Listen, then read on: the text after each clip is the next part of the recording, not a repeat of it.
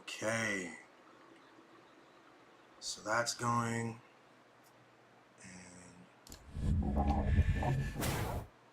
Yo, what's going on? Hello, everybody. Welcome to another episode of How Billy Sees It. Today is December 20th, 2022. We're deep in the holiday season, and just before the end of the year, I got really lucky and got a chance to get a friend of mine to come on here, and we're going to attempt our first ever interview, our dual camera situation on this Streamlabs on How Billy Sees It, and with it's with Bill Fletcher Jr. I've interviewed Bill Fletcher on other shows. I've spoken with him and worked with him, and he is a very important and insightful activist and author and former president of Trans Africa Forum. And let's pull him in right now. Hey, Bill. Hey man, I'm What's glad to going be on on, board. man? This is really good. I'm glad to do this. Man, I'm glad you could be here, yo. I appreciate it. Yeah, I wanted to just get you on, man. I haven't spoken with you in a minute, and there's so much going on. The year's about to end, and I always appreciate your insights. And I really wanted this to be more casual, less of an interview, and more of hmm just us chatting, man. So, um, tell me how are you feeling right now? 2022 is about to end. How, just in a general sense, how are your feelings about the world, about the state of the nation, about the peoples in our discourse. Well, let me start on a micro level about how I'm feeling. Okay. A month ago, I had kidney stone surgery, Mm. and it was a very. This is the second time I've had it, Billy, and um, it it reminds me of fragility of life and how you can't take certain things for granted. Uh, and my recommendation to all your listeners is drink plenty of water, um, and watch your diet, because there's these things that can creep up on you, and some of it is your genes, and some of it is things you just don't take for granted. I mean, you take for granted. Like I always thought, well, I drink water when I get thirsty. I mean, that's sort of logical, right? Right, right. But it turns out you should be drinking like a gallon of water a day. Every day. And it's like, wow. And that means changing your life in a lot of ways. So that's how I am, right? Um, when I look at the world, I think it's really important for us to understand that we're living through a kind of systemic crises that I like to analogize to the tectonic plates of continents colliding. So the continents are built on these rocks that are like giant islands that are on top of this magma well beneath the surface, and they float. When the continents come together, they can create earthquakes, and they also can create mountain ranges. And we're seeing these two tectonic plates come together. One is an economic crisis, deep seated, and the other is an environmental crisis, deep seated. And these two crises are coming together and they're shaking up the planet. Yep. And that's what we feel. That's the anxiety that almost everybody I know feels, this deep seated anxiety about life and like what is actually happening out there, and feeling like this is not a temporary anxiety. And then that all ends up manifesting itself in political terms. So you get these crazy right wing authoritarians that are out there that are trying to seal all the borders, exterminate people of color, get rid of LGBTQ folks, suppress women, whatever. And it's a response to the impact of these tectonic plates coming together. You got to start there, man, in order to understand what we're up against, and also not to go crazy. Yeah. Uh, I mean, We can get past this, but it's going to necessitate some radical changes in the economic system, political system, and the way that we look at the environment. And that's what we're living with, man. I think that's right. I think those are two powerful. Well, the tectonic plate analogy is a huge and important way to look at it. I think it simplifies or helps us understand. Can I throw another one in the mix? I think Yeah, we suffer as well from a deeply rooted um, sort of the interpersonal. We haven't. I've been dealing with this more and more because I've been dealing more and more with the idea that it's all one thing. And so we have this capacity to break it down and talk about it in environmental terms, talk about it in political terms, and economic terms. Uh, but even on the social sphere, when you see how those tectonic plates that you mentioned they shift, we don't have the right foundations for discourse and for seeing each other and for centering each other as people and as humans who are that's all right. grappling with these conditions together, no matter how we show up, whatever our skin color is, or height, or whatever our sex or gender, to have a proper discourse. So um, that's something I've been more and more interested in as well. Is like apart from the politics, we don't even talk, we don't even speak to each other correctly. What do you think Right. of that? Well, I think that that's right. I think that one way to think about it, also by way of analogy, is that humanity is playing the game of musical chairs. And the reason it's playing that is that the people that are controlling the music have the wealth, and they're the ones that are setting the number of chairs. So, just like in any game of musical chairs, in the very beginning, people rush for the chairs. But when you're down, when you've eliminated a lot of people and you only have a couple of chairs or one chair, there's a level of desperation that takes place of people grabbing and becoming very aggressive to get that chair. That's a lot of what we're facing. The vast polarization of wealth on this planet. It's like 10 people on this planet have more wealth than about 50% of the planet. I mean, something outrageous. Sir. And when you have that, then you have this cutthroat competition among those of us at the bottom. So you've got that. But then on top of that, I think that the pandemic catalyzed some very bad tendencies.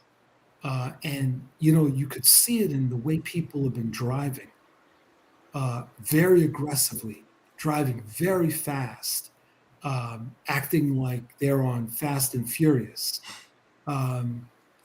Going like there's a post office not far from me, and it's one way. You go into the parking lot and you can park, and then you exit, and it's clear that there's only one way. Well, one of the things I started to notice during the pandemic is that people were going the other way. Mm. And it's like, I'm looking at folks, it's like, have you lost your mind? But it's all about me. It's what I want to do. Right. I'm going to go whatever direction I want to go. So there's this kind of irrationality that has gained a certain kind of footing. And it's very dangerous because that people start shooting each other and doing other kinds of weird stuff. But again, these tectonic plates, you know what I Yeah. mean? It You're just look it's having this impact.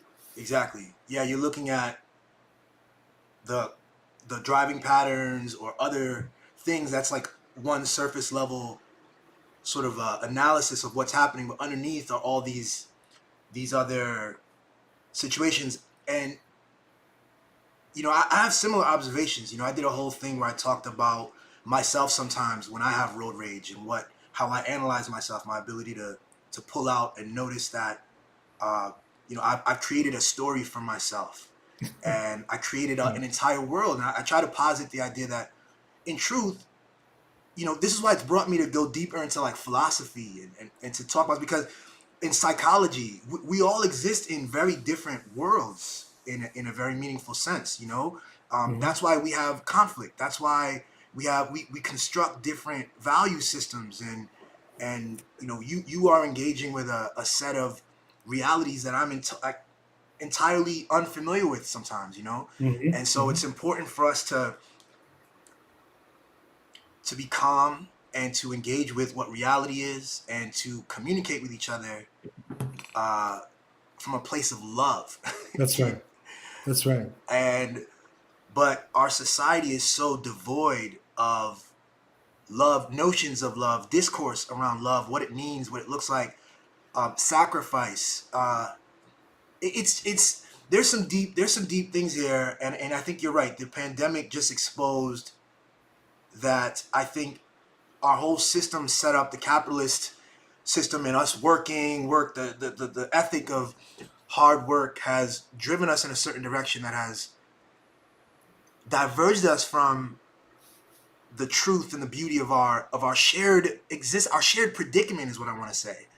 Mhm. And we're all seeing each other as combatants in this thing, as you're saying with the chair. Um, and so it's tough because I know a lot of times. I mean, you have brilliant insights politically, and you probably get asked a lot of these political questions.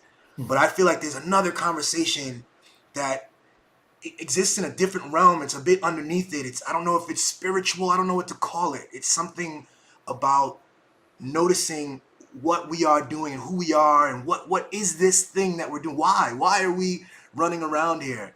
And I think we don't a lot of us don't have answers to it. None of us might have answers to these questions, and we should be serious about that conversation. That's interesting. So, a couple of things that occur to me. One is about mental health, and I'll come back to that in a second. The other is that many of the spiritual questions that I think people are grappling with are related to this sense that the world is ending and how to grapple with that. And in one sense, but not in an apocalyptic sense, the world is ending. The world that we grew up with is ending. Something new is coming into an existence. We don't know whether it's going to be good or bad, but it's something new. Right. And when that happens, there's a great deal of emotional fragility, and people start grasping for answers. And some of those answers are demonic, and some of those answers are angelic.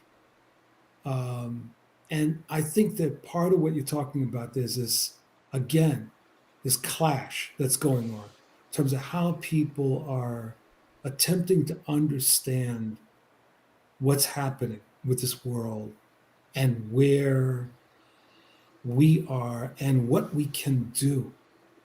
And that latter point is so important, the issue of helping people understand that there is something that each of us can do, at least something, if not multiple things, as opposed to people feeling paralyzed. Right. It's like you look at some of the problems and people say, what the hell can we do? Exactly. Um, but the thing I was going to say that I was thinking about when you were talking is that the other problem we're dealing with is that there's a lot of mental health and substance abuse issues going on out there that are going untreated. The facilities are not there. Hmm. People end up being homeless in many cases. Um, I think about some of the violent acts that have been committed against elders, uh, some of the anti Asian violence that's been committed often against elders. And it often comes down to people who are really disturbed. But society has basically jettisoned them and said, you're irrelevant. We don't really care what happens to you. And so as a result, it comes back to addiction.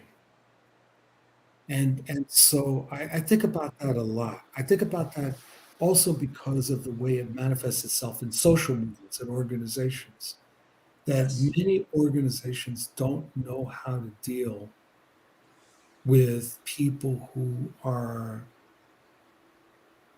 mentally ill and or substance abusers, Hmm. and it destroys organizations, destroys families. Yeah, I think that there is, without a doubt, a link between mental illness, substance abuse, lots of the pathologies and behaviors that we see. I That's think a right. lot of our definitions in terms of mental illness are often narrow and a bit miss the mark. What I mean by that is, um, you have this place, there's these observations that someone might make, and then you apply the label or the diagnoses of schizophrenia, let's say, but that all of these things exist on a spectrum, Hmm. and more, I think I keep coming back to the sense that, um, this is kind of my theory here, based on Hmm. a few things, but that our society is so deeply predicated on the idea that we're all different and separate, and that we can be easily categorized. And so when I walk down the street and I see a black man, I'm seeing a black man, and I know all these things about what a black man is. I see an Asian woman. I know all these things about what an Asian woman is, or whatever visual stimuli can give me the right category, and then I lock in a sense of who that person is, juxtaposed against what I think of who I am, and then we don't get to see each other.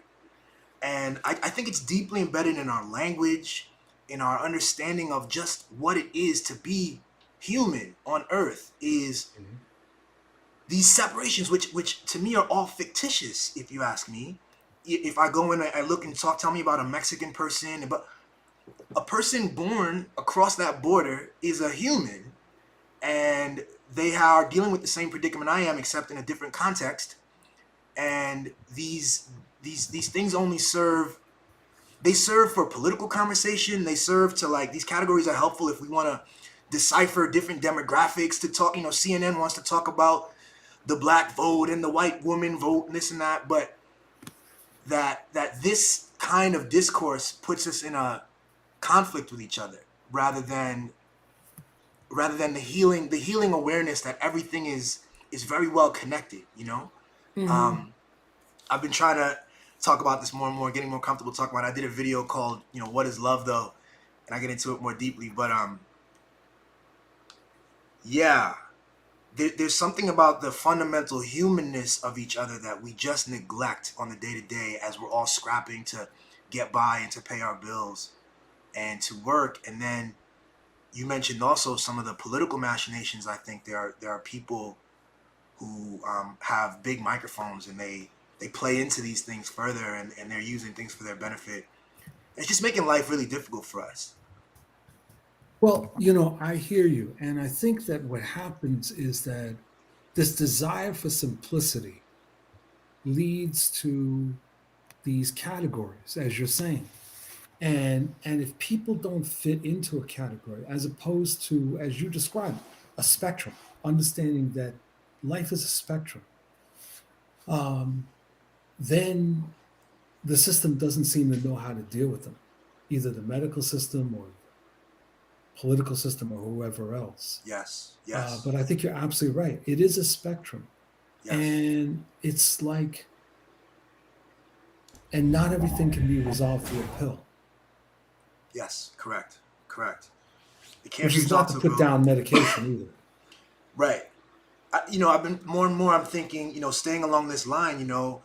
That this is the fundamental predicament of this experience, is that, um, we've got this hugely, I want to call it infinite. Let's come up with this concept of infinite. We have this infinite reality, and but in order for us to build institutions, in order for us to file paperwork for this and that, we have to simplify. We have to sort of understand. So you create these categories in order to deal with this impossibly complex set of circumstances. Let's call it the universe, God, call it whatever you want to call it, this thing. And we, in order to deal and engage with it, we come up with these categories. but that there's always just a bit of a friction, right? Because no matter what, you're always a bit off. You know, your assessment of what you're looking at is limited and oversimplified. And I just find this a really intriguing thing, and I want to talk more about it. I'm glad I get to bounce this off with you a little bit. Mm-hmm. Um, but yeah, I think what I've seen. Have you seen this in your timelines and social media? I know with the algorithms, we're all seeing different things, but I feel like there's been like you said, a new world is taking shape, and people are more and more interested in questions of psychology and social Mm-hmm. control, vocabulary, language, and I think these are just really positive signs. I wonder, what are the positive signs of hope that you're seeing, if any? I am. So I'll tell you what excites me and what scares me.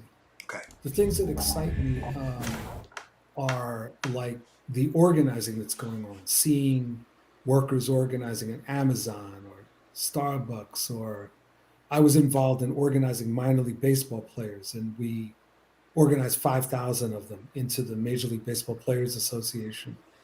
And, that excites me, seeing struggles outside of the United States, social struggles, seeing the people of Ukraine stand up to the Russian invasion.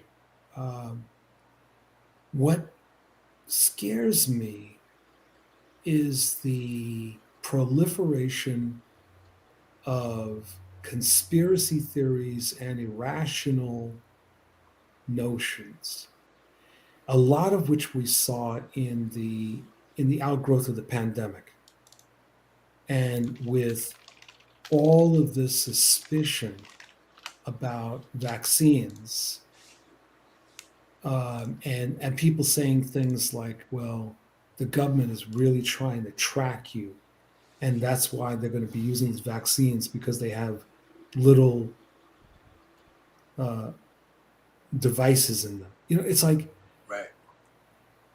stuff like that. Hmm. I've been watching.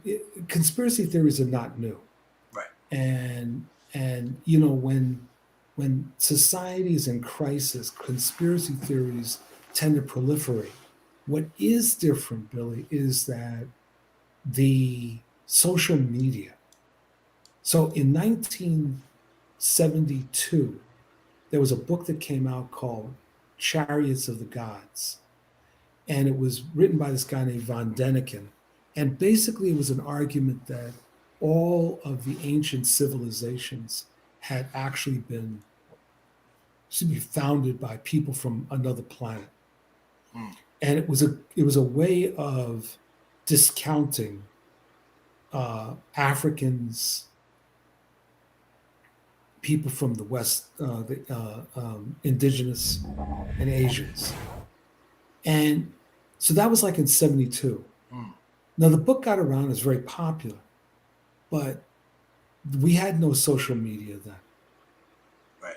Now, you get wackos that start posting things on Twitter, Facebook, Instagram, TikTok. It gets all over the world. Millions of people read the stuff, and they start believing that because it's been posted, it must be true. That scares me That's because people come to, it's like do you remember a couple of years ago, that guy that showed up at this pizza shop in DC and believed Pizzagate. that right, that the Pizzagate issue, yeah, that believed that there were pedophiles there connected to the Democratic Party. Where did he get this idea? It was all social media stuff. Yep. Yeah. That that that stuff scares me, and so I really encourage people along the lines of facts matter. They really That do. someone's opinion, everyone has a right to whatever opinion they want as long as they don't force it on me. But there's a difference between facts and opinions. Yeah. So, And even here, as I've been trying to engage, you're 100% right. And I agree with you. And as someone who went through CNN and out of CNN, and I've been really critical of mainstream media, I mean, you recognize that the opposite of this, or this new phase that you're talking about, the social media proliferation phase, comes after decades of you know, the mainstream media having full control of these kinds of narratives from their podiums and speaking from a place of authority and themselves. So it's not to say these are conspiracy theories, right? But that you know, the Iraq War was pushed on Mm-hmm. mainstream dominant media sources through with some false information. You know, Mm-hmm. there are more examples, even more contemporary, more recent, that you know.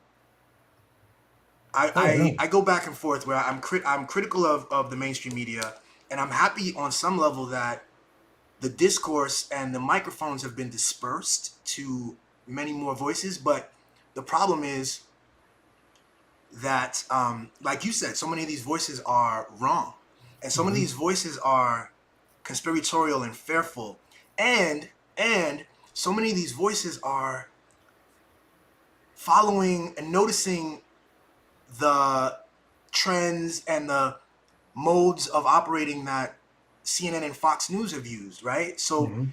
these people are trying to get attention for themselves. They're trying to get clicks. They're trying to monetize stuff. They're finding interesting takes that they know aren't real or honest, but that they're exciting enough that they can get attention and monetize and get their YouTube page going or get their Twitter going, their blogs.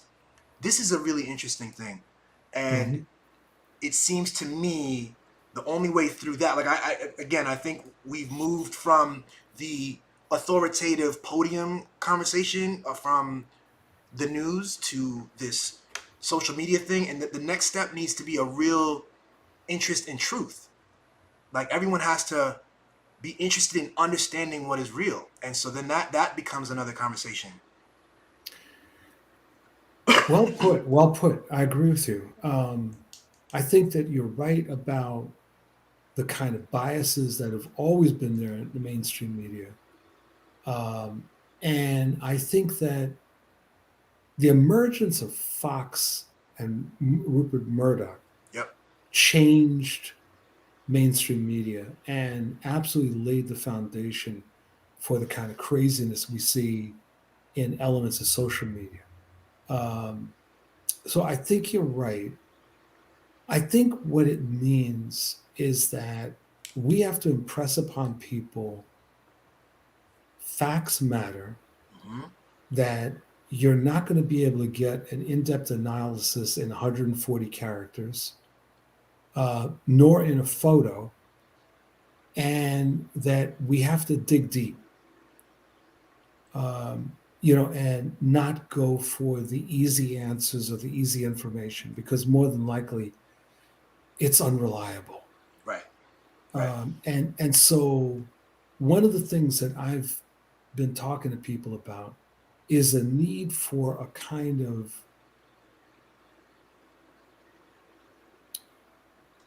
a neo literacy program, but a different kind of literacy.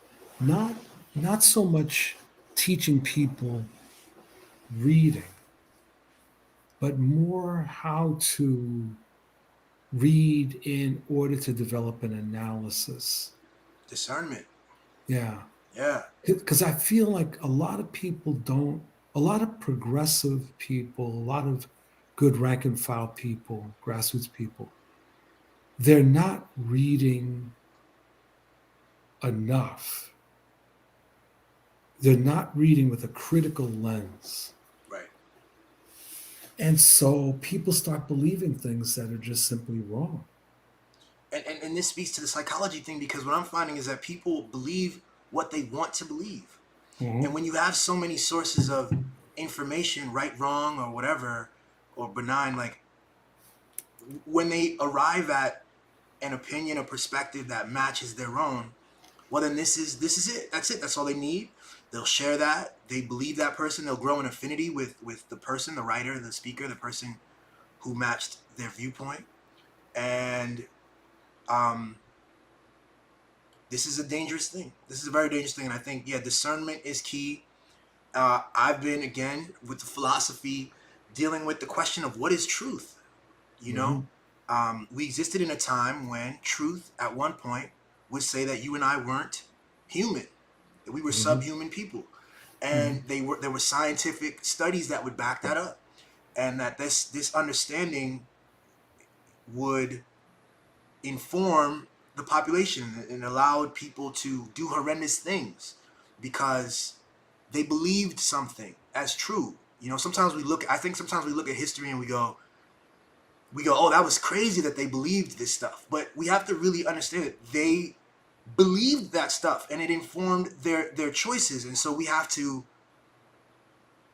do we have the humility to question our own assumptions in the present, you know? Um, Yeah. and to not settle for a flattering and personally beneficial narrative, and to keep going. Uh, these are really tough questions, Mhm. in this crazy information age.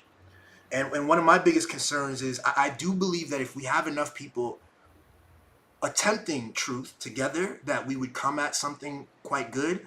But I am deeply concerned that there are so many bad actors. You know, you talk about Rupert Murdoch, he's got a whole empire, but again, there are so many other pop-up media outlets and people with the capability to distribute their crap, and they're not interested in truth. They're interested in sensationalism and discord.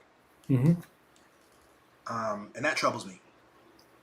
Well, yeah, and it should. Um, but this is what I would say. I'd make one qualification which you're raising. Okay. The kind of ridiculous stuff that was propagated in the 1800s, let's say about race, was backed up not by science, but by pseudoscience, by people that used the words of science in order to justify certain things. The Nazis did something very similar in the 30s and 40s. Um, the scientific method is one that necessitates investigation, skepticism, and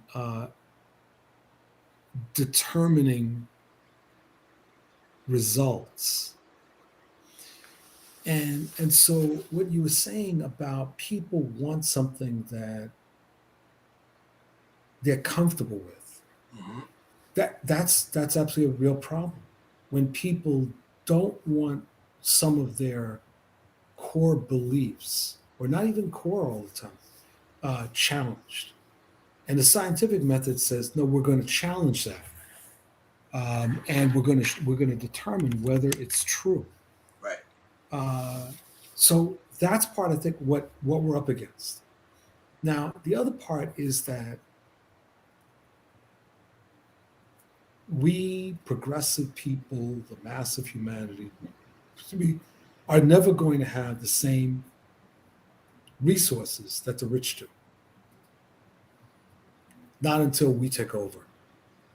I mean, if you think about it, I always say, tell me an example where the oppressed ever had more money than the oppressor, right? And there is no example, Right. and that's why people are called oppressed. Um, and so, what we have to understand is that, therefore, our job is that much more difficult, and we have to find alternative means to communicate, such as your podcast and alternative media that is not just about opinion, but is really rooted in understanding reality. That's it. That's you're, what we got to do. you're cooking, man. That's what I'm saying. Understanding reality. Um, however odd and ever changing it is, right? To be That's constantly right. interested in that question, That's meaningfully right. interested. Um, yeah. So, yeah, shout to the people that are attempting that, because I think from that comes the organizing, right? If you're not communicating, you might not have the capacity to see that you're not alone in whatever it is that you're struggling with, and you won't be able to organize, and you might be distracted, and so often that's the goal. Which is why there's a constant battle to reassert African and African American history, because this fight that's going on now about so-called critical race theory that the Republicans have launched is not about critical race theory. It's about the truth. Right. And they're interested in suppressing the truth. Yep. And if you look throughout history, from before emancipation on, you go through these periods where we as a people are reasserting our history and our legitimacy. And then there's a pushback from the other side. So after the defeat of Reconstruction, 1877, there was an organized effort that W.E.B. Du Bois documents in his book Black Reconstruction in America to redefine what had happened during the Civil War and Reconstruction, and to paint it in a very different direction, and to, in essence, invisibilize us Mm-hmm. and invisibilize our contributions. Then there was a response to that. There were fights, and you started to see, you saw the rise of people like Hubert Harrison, Marcus and Amy Garvey, and others that basically came forward, Du Bois, that basically said, no, that's not the history. Let us remind people of the history. We're in that constant fight. Yeah. And so this is another reason why it's really important that we encourage people to read, because the other side does not want that. Right. They want us to lose track of who we are, because if we don't know who we are, we can't ever fight a successful freedom struggle. Right. Yeah. The power of narratives. You Mm-hmm. know, the history, the truth of a history is it lives entirely on through the narratives that carry the day. That's right. And we have to win these narratives, and we have the truth on our side. Mm-hmm. We're not trying to sell any bullshit. We have the truth on our side. And one of my issues in my big critique of my old employer CNN and media in general is to be honest about the fact that we each approach this reality, the stories we tell about the reality, we each approach it individually with our own perspectives. Mm-hmm. I think that places like CNN often hide behind the idea that they present objective journalism. Right. There's a misuse of that term in Right. people's eyes. In mine, there's a sense that objective means without bias, and they lean into Mm-hmm. this. And I really wanted to attack that because, let's put everybody on the same footing. Just because you have a bunch of cameras and expensive wires and stuff and cable, like you are also presenting a set of opinions and values, and your narratives are shaped by all of the forces that are at play as you construct what we call the news, right? The news, Mm-hmm. I want to say it's a work of art. It's not some objective set of observations. If I sit down, whenever I tell a story, I'm choosing the words. I use euphemism here. I use direct language there. I can't help but to present a perspective, and so Right. it is a constant struggle. Yeah. And I just find it really frightening and pernicious, some of the even like very mainstream political leaders like DeSantis, the way they try to reframe Oh yeah. chattel slavery and the history of black struggle in America. It's very scary.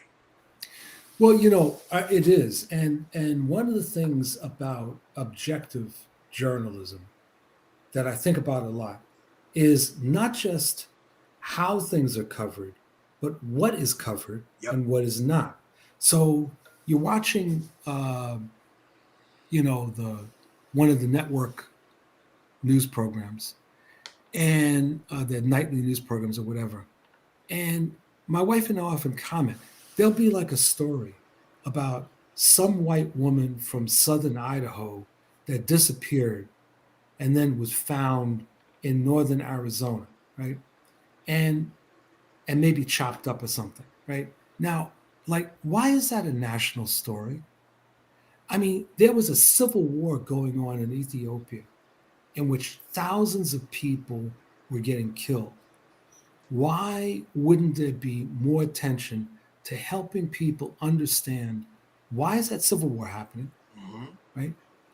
What's really going on there, or to look at the impact that the environmental catastrophe is having in terms of rising sea levels or whatever, right?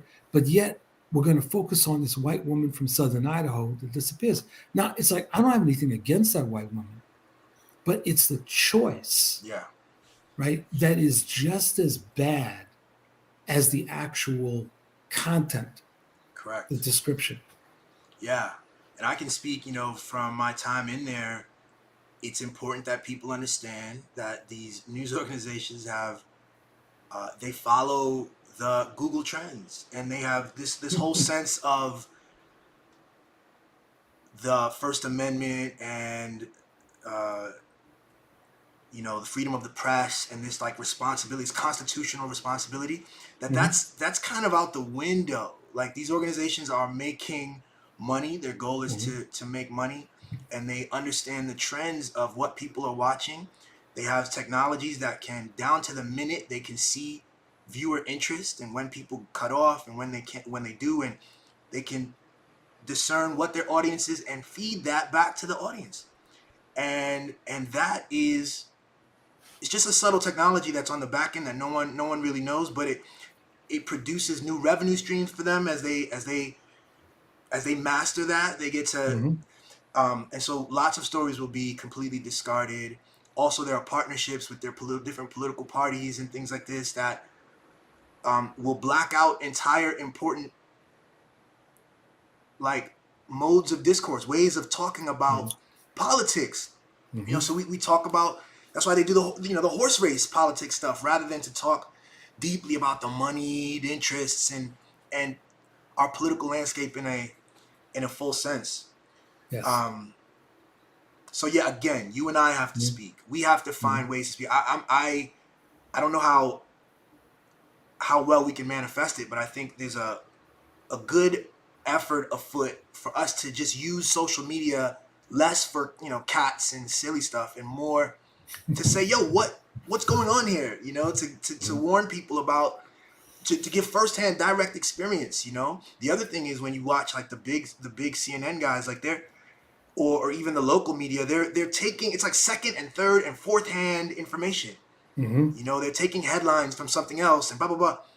We need I think a return back to, Bill, tell me exactly how are you doing? What have you gone through in your neck of the woods? Mm-hmm. Um, Mm-hmm. Well, that's why what you're doing is very important. I had a radio show for 6 years, 6 years on WPFW in Washington, D.C. And I really enjoyed doing it. I was hoping at some point for it to go national. I had a online TV show through Telesoy English called The Global African. Um, and you get these different programs. Part of the reality is that we don't have the resources that Fox has, that CNN has, MSNBC, but we have to be more strategic. So if we're going to think about using social media the way you're describing it, I almost feel like part of this is just being an old organizer. It's got to be organized. It's not just an idea, it's like you and particularly other people of your generation need to have, in effect, a summit.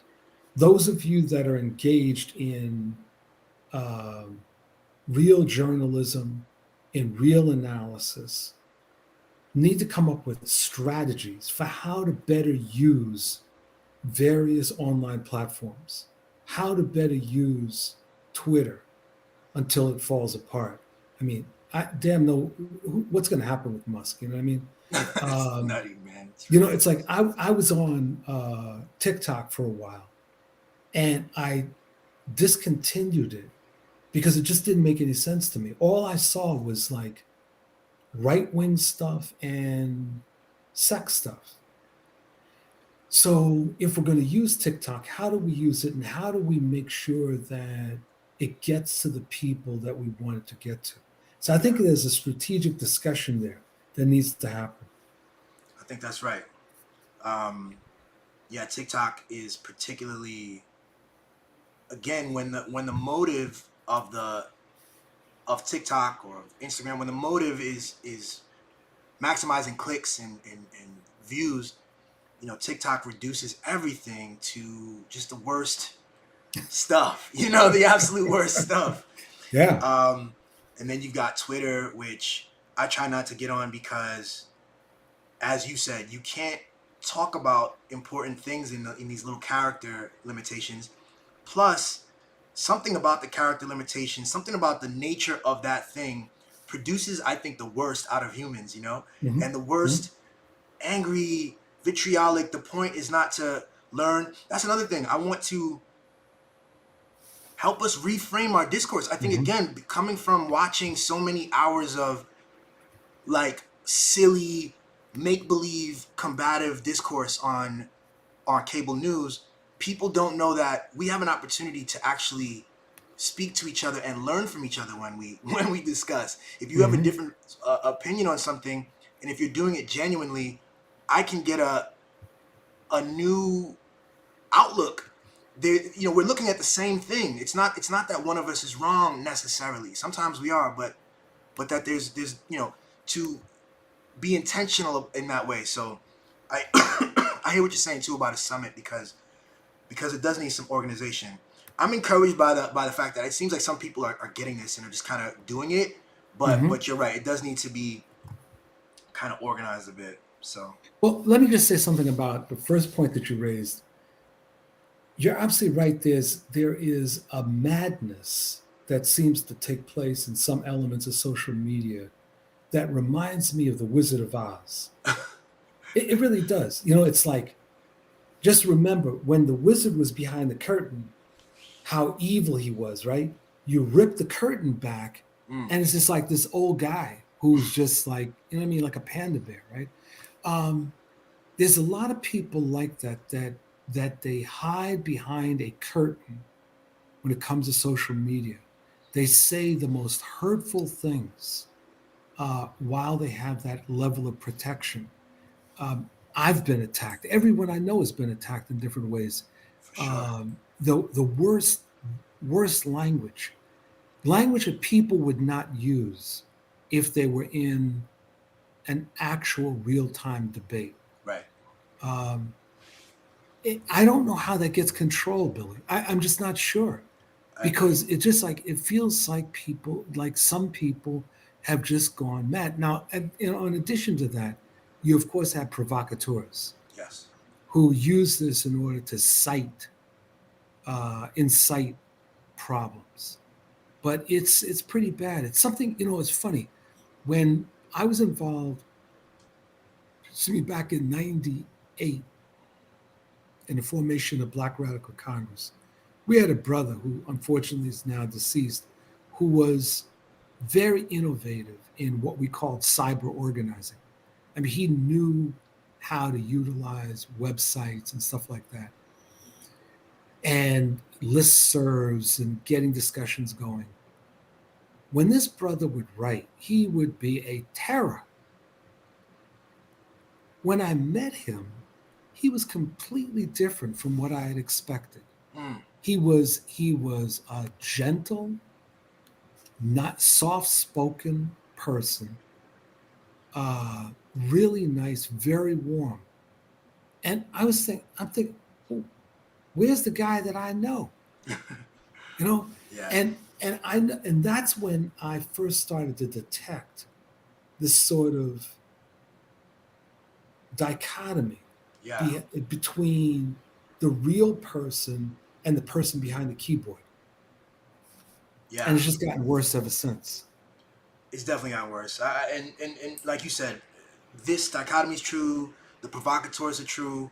It's also true that there are bots and AI is being used now by different groups where people, what you might think is a person is actually a bot, and they are going to drop some content or information that is going to either inflame or just confuse people. It's all a mess. And so another part of this element is we have to kind of, we use social media and the internet when possible, but we have to value, real IRL conversations with other humans where we can feel and sense each other and sense the humanity directly. If we can get in the same room, um, or at least even video, even just video face to face has an element of the human that I think produces different results than to just have the little avatar, whatever avatar picture the person has, and the Mhm. capacity to just be typing away.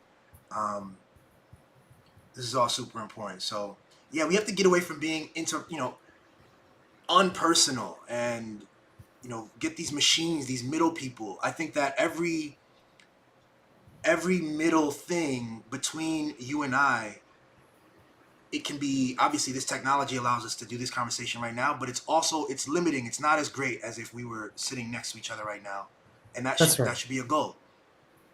That's right. Exactly. Well, So that raises another interesting thing, and I don't know that we have time to get into it, but it's really about tell me. one of the things that's happened with the pandemic is I noticed before the pandemic weird things like people going to dinner and instead of talking to one another, they're texting, Hmm. right? But since the pandemic, this sort of unease about direct human contact. Mm. And part of it feels like a sort of post traumatic stress response to the pandemic. But I feel like there is this broader social question we're going to have to address about how do we get people back into real human interaction as opposed to being at home, hiding at home. And I worry about that because humans need to be in touch with other humans. I think that's absolutely right.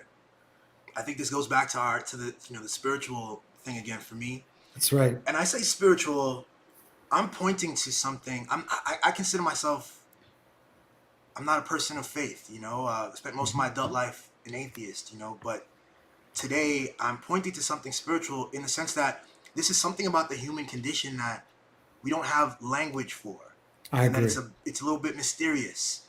Right. Um, but it speaks back to that because I know that after the pandemic, 20 when things started to open up again, I used to consider myself an extrovert, and I am not that, Bill. Like I go out, man, and I have a very different orientation to the world and to nightlife, and I recognize I'm 40 years old now, but I don't know if that's it. It's really some of the norms, the social norms. I guess maybe I was somewhere on the cusp, on the fence with introvert extrovert, but I was able to pick up stuff. I'm very observant, and 2 years away from that put me in a weird place, man. And don't know if I should hug or shake hands or Right. whatever. And Right. um, and this is all tough. I think it just needs to be on the table because if it's not on the table for discussion, if we're not aware of this value, of this importance of the interpersonal, one-on-one, live experience of the human expression and interaction, then we'll quickly just jettison it for more technology. That's right. We can do everything on the phone. We can do everything through Zoom, and I don't think that I think to some degree we can, but that the quality of it won't be the same, the texture of it won't be the Agree. same, Agree. and that we lose something. So, Are you into science fiction? yeah, yeah, Did you ever read any of the Asimov books, Foundation? I have Any? not.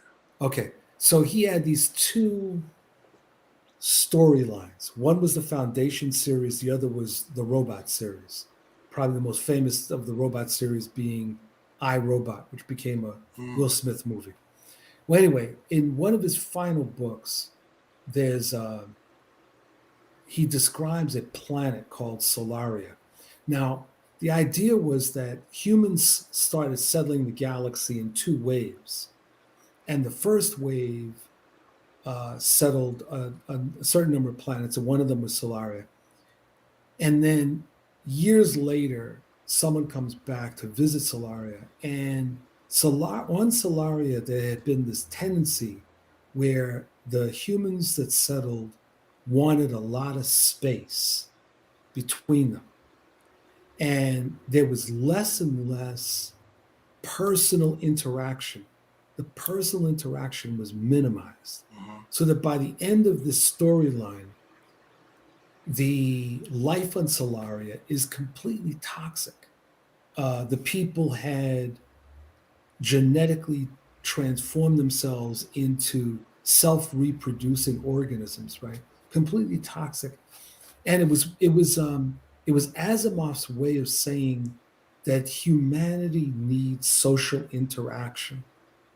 And I think that the absence of it, a lot of which we saw during the pandemic and has continued, indicates two things. One is that most people actually want social interaction, Mm-hmm. but the pandemic experience scared the bejeebies out of us. And so we're going to have to hit the reset button. Yep, big time. Yeah. Um, yeah, I appreciate that. Yeah, it's what a weird time. What a weird time. And then we got this growth of AI and stuff. That might be for another conversation. I know you have to Yeah. go, and thanks so much for your time. I've had you for like an hour. I just want to finish with one thing. That we talked about hope, but this is Yeah. something I do every year. I talk to like sometimes I do it every month. I said, what would you like to leave behind in 2022? Let's say of all the things, what you said a reset. What would the reset leave behind in 2022? Um, Donald Trump. I can get down with that. I agree with that. Absolutely. All right. Yeah. All right, bro. All right, man. Bill, thank you very much. I Oh, it's appreciate a you. pleasure. All right. Absolutely. You take care. Talk to you later. See you later. Bye bye. Yeah. Well, that was Bill Fletcher Jr. Always great to talk to him, and thanks for your time, Bill. We've been on for just about an hour, and that was a successful run with the camera with Bill. So, thanks again for tuning in, y'all. Again, December 20th. Have a great day. Peace.